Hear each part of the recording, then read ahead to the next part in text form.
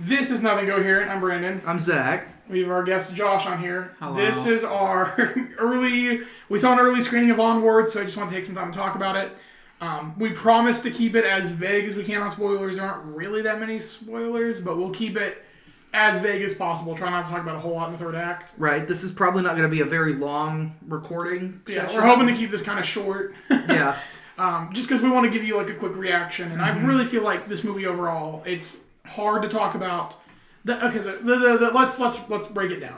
So, movie opens up. It explains that the world had been magical, and that over time, magic was a hard thing to learn for everyone. So right. The premise they just started doing things that technology normal humans would do. Right. It's kind of like, for me, I always view this I guess you haven't seen that version. Full Metal Alchemist, there's a version where they use alchemy, but then like it's if alchemy had existed or if technology had taken over. Right. And so this was kind of like a blend of that of technology was the thing that won out, was the, it's easier for everyone to do. There's a scene where they're flipping on the light on and off. It's yeah. Like, it's so simple.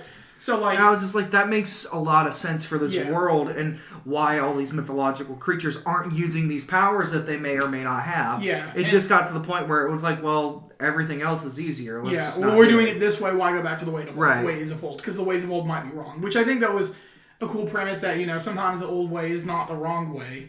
Right. We're just so adjusted to the new way of doing things. Yeah, and a lot of movies deal with themes like that. And that's kind of the minor thing going on with this story. This story is ultimately just about the two brothers, in their relationship.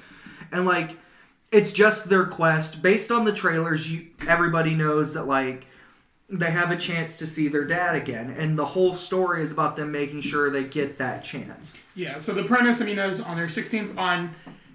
Ian, which is Tom Holland's character's 16th birthday, their dad left a gift that as long as they're both 16, it's a magical staff.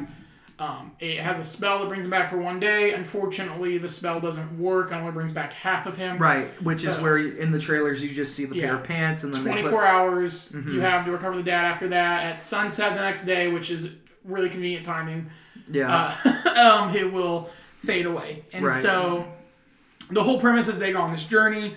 They meet several different creatures. They go on a quest, and it's cool.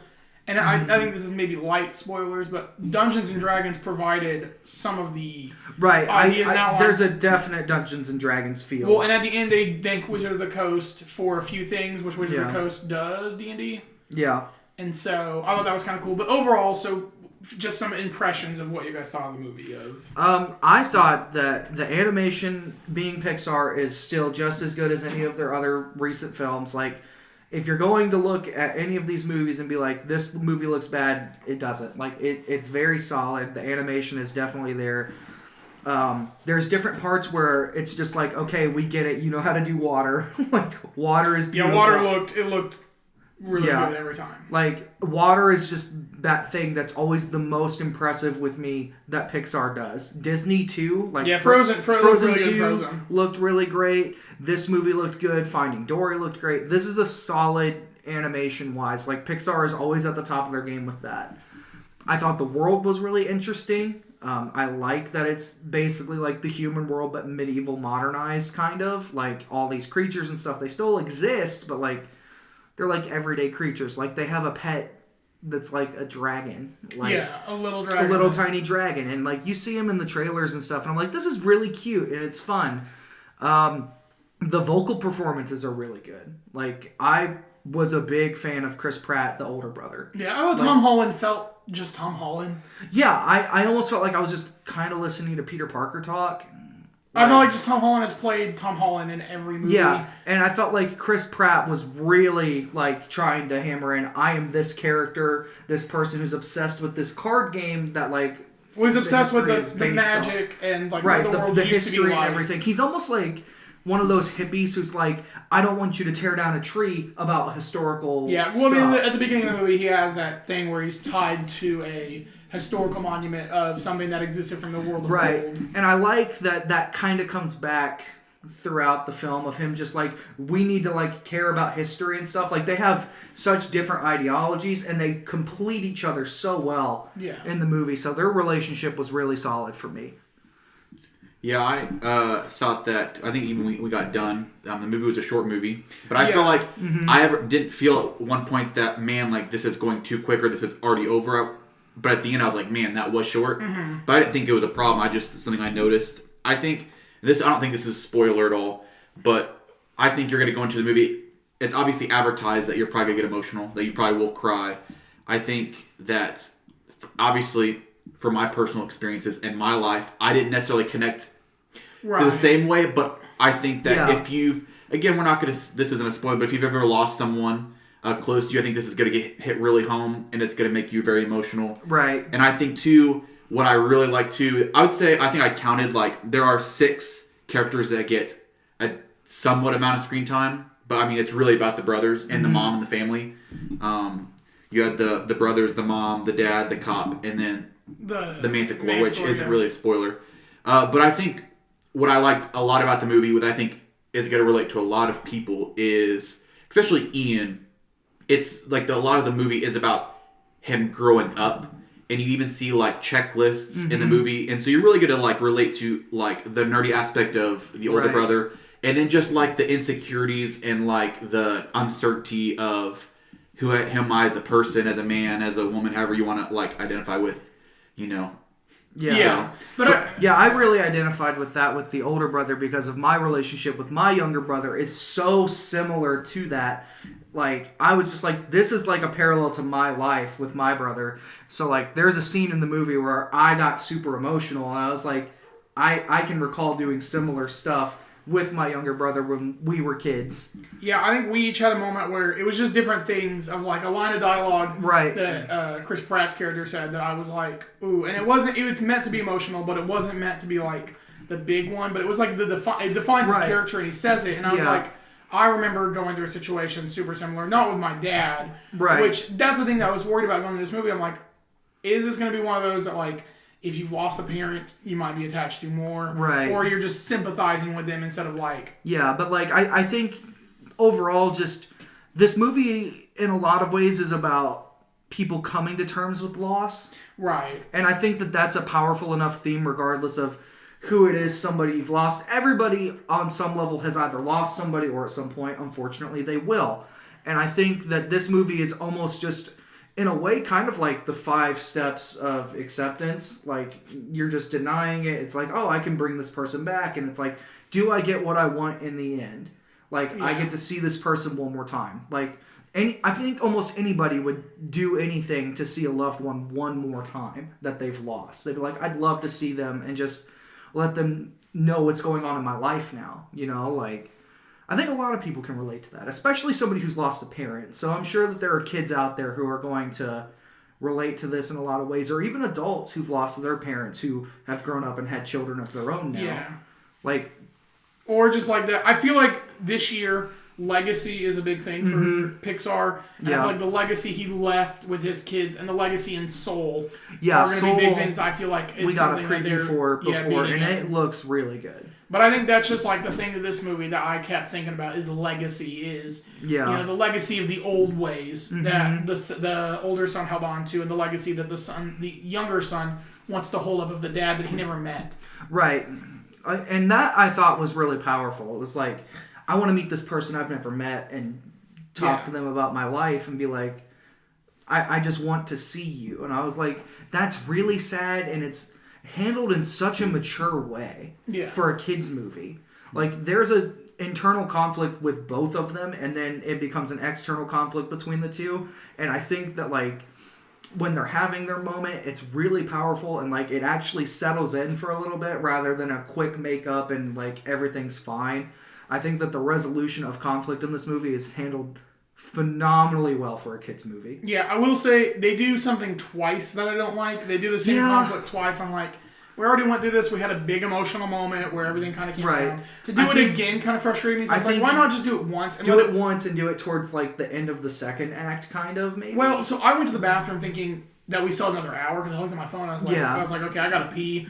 And I was we've only been sitting here for 30, 40 minutes. Mm-hmm. So I got up, and then when I came back, the movie only had 20, 30 minutes. That was the end of the second act, the first conflict, but they do it again in the third. Right, and I think that they should have just done it the one time in the third act. When it would have made it way more impactful, but it's, But...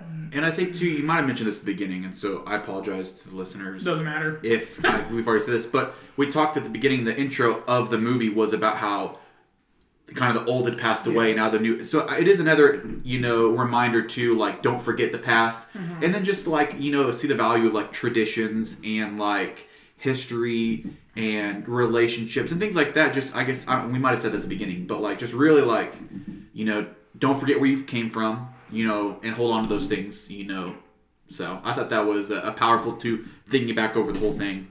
How we live in a society where it's like, we're looking for the next advancement, the next improvement, the next... Yeah, we're always looking forward. We're never looking behind anymore. Yeah. You should have said we're always looking onward. Yeah. Which is, I like how it's named now based on seeing the movie. I think it's kind of cute. I do too. The meaning behind the name now. When they showed it, I was like, okay. I was like, I'm okay with this. And it's nice too. We're seeing a new story. We're not seeing another like sequel or a prequel. Like, right. It's nice Pixar still has that magic. They can still come up with something unique and fun.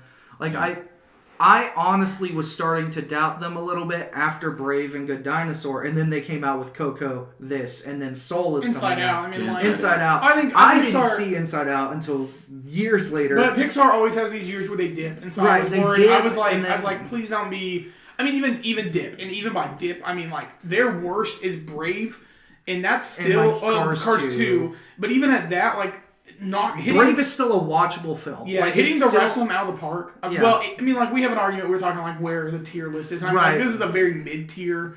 I'd say it's in the upper half of the middle area, but it's still a mid-tier movie. Yeah. But that's talking about you're competing against 9s to 10s. Yeah, where you're a 7 or an 8. This is what the 22nd Pixar movie, I think. Like, there's a lot now. Yeah. There's almost 24 of them. There might even be more. I could just be miscounting. But there's a lot of them, not including sequels. I think this is a great standalone Pixar film. Yeah. If you don't include sequels, it's definitely in the upper half, for sure. If you just look at an entire story for, like, all the Pixar things, like, it's there. Did anybody notice any Easter eggs to any of the other Pixar films? Because I did not. I wasn't really paying attention. I was trying to, but I didn't catch one. I'm seeing it again on Thursday. Yeah, I want to see it again. Because we bought tickets before, knew about the advance screening for my wife's family. Mm-hmm. And so we're like, we'll see it with you. And then I'm really curious because I feel like there has to be something either related to another Pixar film in some way, and I just didn't catch it. Yeah, because they've acknowledged their Pixar universe theory, so they kind of like... They run with it.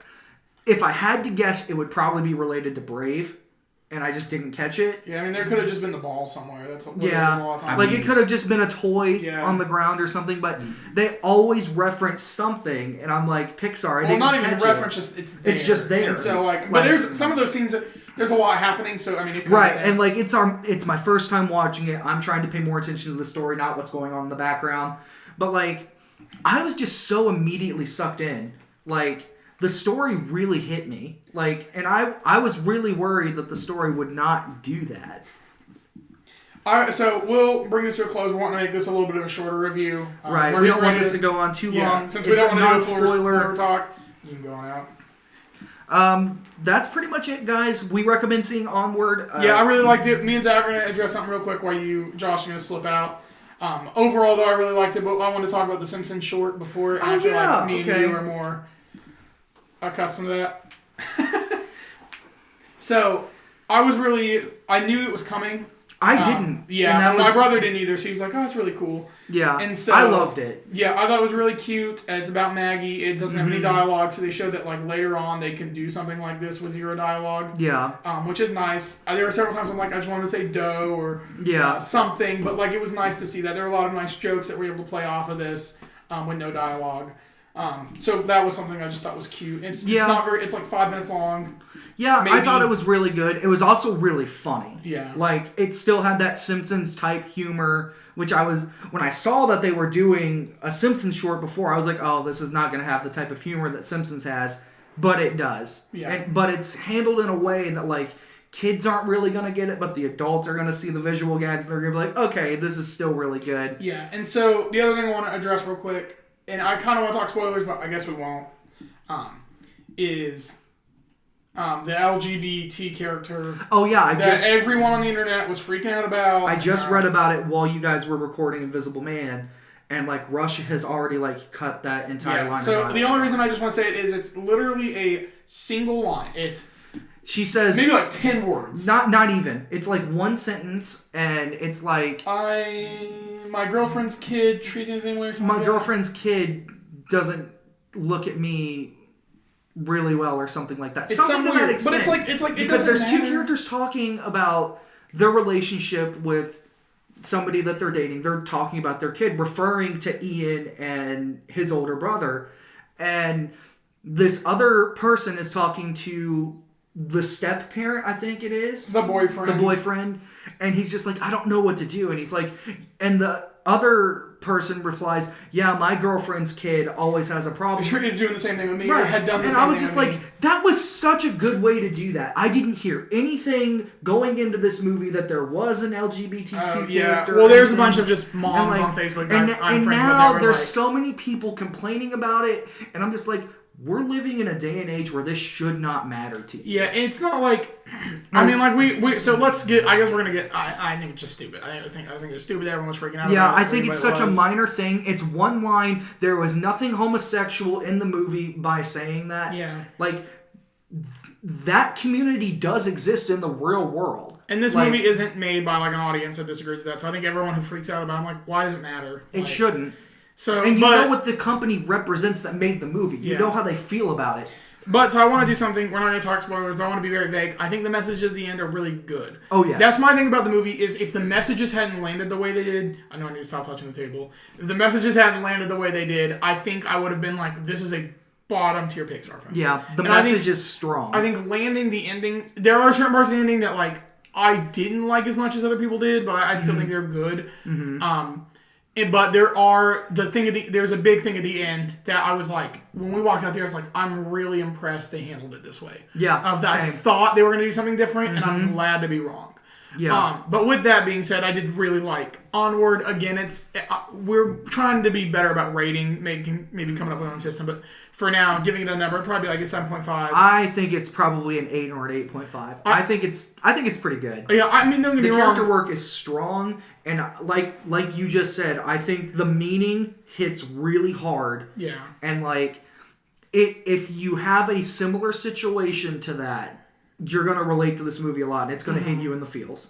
And I think as long as you've ever experienced loss, I think that's the big thing that I would like to... I mean, like, you take away is... Yeah. Loss is important. And loss is something you're going to deal with. And right. So, but ending on that, thank you for listening. Please remember to subscribe to us on all of our format, all of our channels, all of our... literally any audio podcast you listen to. We're hoping soon to start doing video. And if you check out, Zach is adding... his current playthrough of a randomizer Nuzlocke on that's going pretty well, actually. I'm enjoying it. I don't want to talk too much about it since we're already running pretty late on time. But if you have the chance, check out the gameplay stuff that we're starting to add. Leave comments in there, and Zach will try to respond to them episodes. We love to have interaction with people. We're going to try to be better at posting on Facebook about reading people's reactions to movies.